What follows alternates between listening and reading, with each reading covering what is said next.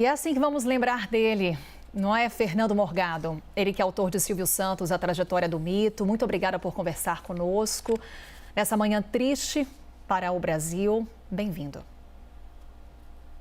Obrigado, Carol, obrigado. É muito triste porque, como vocês estavam pontuando bem, o Silvio Santos, ele marca momentos da vida de todos nós. Se parar para pensar, mesmo em termos matemáticos, o programa Silvio Santos ele estreia no dia 2 de junho de 1963. Então a gente vai, década de 60, 70, 80, 90, 2000, 2010 e até durante a pandemia o Silvio animou alguns programas. Então a gente está falando de 6 gerações de brasileiros que assistiram ou que puderam assistir o programa Silvio Santos. Então cada geração tem uma atração, um quadro que relembra mais. Então talvez alguns lembrem mais, por exemplo, do Rony Von ganhando sucessivos domingos no Qual é a Música, outros lembrem do Show de Calouros, outros lembrem do Domingo no Parque, outros lembrem do Porta da Esperança, do Show de Prêmios, do Roletrando, do Topa Tudo por Dinheiro, do Em Nome do Amor, do Gol Show, do Teleton, Show do Milhão, Casa dos Artistas. Enfim, foram muitos os sucessos numa carreira muito versátil. O Silvio animou mais de 100 formatos diferentes na televisão. E eu queria ser bastante específico na definição sobre o Silvio. Se falar o maior apresentador, para mim ele foi o maior ícone da cultura popular brasileira no século XX, indiscutivelmente, porque nenhum outro artista chegou, por exemplo, a ter um dia de semana como sinônimo. Domingo é Silvio Santos. Nenhum outro artista gerou tantos empregos para artistas. Porque a gente sabe que existem televisões e tal que empregam muitos artistas, mas televisão fundada por um artista que empregou tantos artistas, que lançou tantos artistas, não tem nenhum outro assim, desse tamanho. Silvio Santos foi o maior produtor independente da TV brasileira no seu tempo, e a partir dessa produtora independente, montou o SBT, que é uma das maiores redes de TV do Brasil, que emprega muitas pessoas. E então, o impacto dele para a dinâmica da televisão e para a cultura popular é imenso. E eu, como professor, e eu que dou aula e dei aula de história da televisão, eu tento explicar para essas gerações, assim, abaixo de 20 anos de idade, exatamente o tamanho do Silvio Santos e fica até difícil, sabe? Porque não alcança.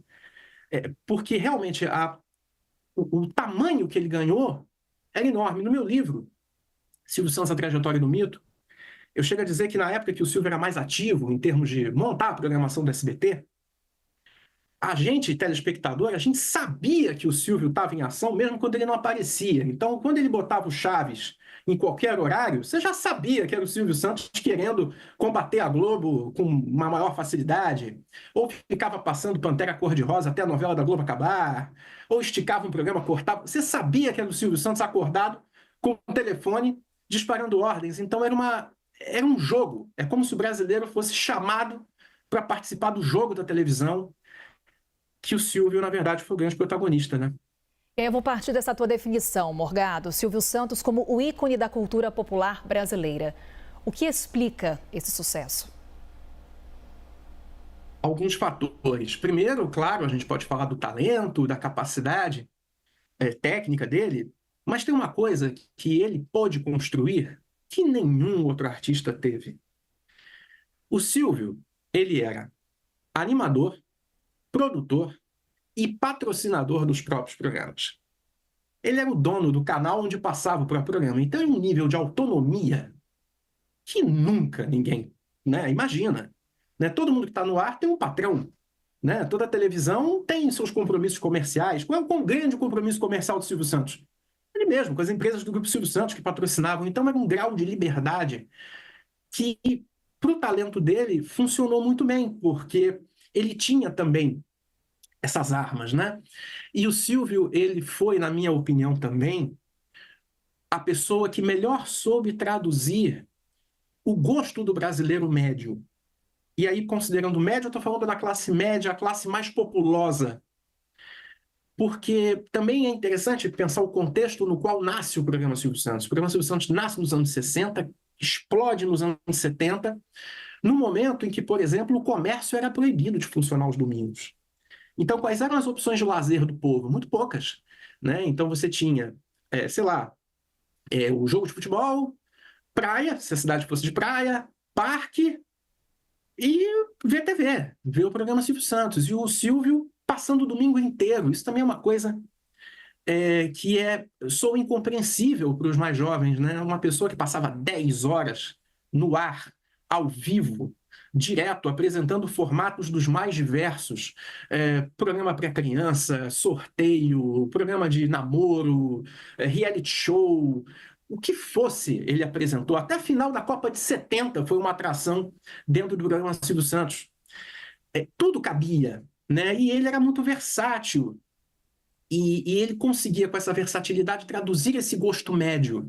E sempre, e isso também era a marca dele, com um sorriso no rosto. Né? Era um sorriso, eu escrevo isso no meu livro, Silvio Santos, A Trajetória do Mito, que era um sorriso que por vezes parecia indestrutível. Ele tinha uma alegria que eu diria, pode parecer absolutamente incongruente o que eu vou dizer, mas ele tinha uma disciplina militar para ser alegre. Mesmo nos momentos mais difíceis, ele continuava com o rosto armado, com um sorriso, porque era aquilo que o público esperava. Tem alguns momentos da história dele que a gente sabe que foram muito difíceis. Por exemplo, quando houve a crise do Banco Pan-Americano, a informação que se tem é que ele soube do problema do banco no camarim, né, antes de entrar. E ele foi gravar mesmo assim. Imagina alguém chegar para você e dizer assim, olha só, você tem uma dívida de 1, 2 bilhões para pagar e tem que dar um jeito.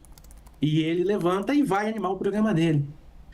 Então, essa mistura de técnica com disciplina e esses recursos econômicos, financeiros, que eram únicos, realmente construíram um fenômeno irresistível, né?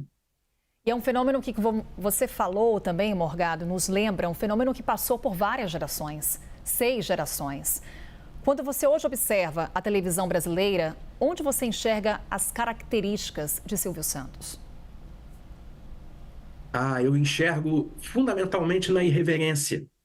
Porque eu considero, e eu falo como professor, não como telespectador, professor, pesquisador disso. Eu considero a TV brasileira, se não a melhor, uma das melhores do mundo. E um dos traços que a televisão brasileira tem, muito particular, é uma certa irreverência. Um jeito um pouco mais despojado.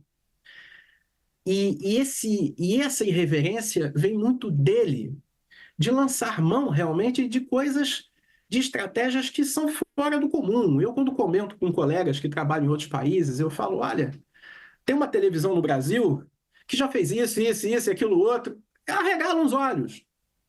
Então, esse legado ele é muito importante. Mas onde eu enxergo também é no estilo brasileiro de fazer programa de auditório. É certo que os programas de auditório não foram inventados no Brasil, na verdade eles têm uma origem radiofônica, mas esse estilo que eu digo brasileiro, que é tão próximo do povo, isso vem do Silvio. Vocês estão passando imagens do programa dele, basta reparar, boa parte do programa ele anima no meio do povo, não é? Se a gente pega a evolução dos programas de auditório, eles nascem na estrutura dos teatros ou dos cinemas de rua, então o palco era mais alto que a plateia. Você via o povo de cima para baixo. E com o Silvio, ele rompe isso. O palco e a plateia se fundem, então ele vai do palco para a plateia, da plateia para o palco muito fácil. E ele fica ali, ele interage. E daí eu acrescento uma outra coisa que eu vi quando eu participei do programa dele, e todo mundo que viu ele no estúdio, gravando, pode dizer, é nesse contato com o povo que estava a alegria de viver do Silvio Santos. Eu acho, por sensibilidade, não tem absolutamente, isso não é informação, isso é sensibilidade, que deve ter machucado esse tempo fora do ar, sabe? Ali, ele realmente era uma outra pessoa. Né? Uma pessoa fora do palco e uma pessoa no palco. E uma pessoa no palco que era mais feliz, que era mais leve, que era mais alegre. E essa sinceridade, eu acredito que passava pelas câmeras também. E que a alegria de Silvio Santos seja sempre lembrada dessa forma, com esse sorriso largo que a gente vai sempre se referir a esse ícone da televisão brasileira e como o Fernando definiu para a gente, ícone da cultura popular brasileira. Fernando Morgado, ele é autor de Silvio Santos, A Trajetória do Mito. Mais uma vez, muito obrigada por essa conversa. Nada, eu agradeço e sigo à disposição da CNN. Obrigada, Morgado. Até uma próxima.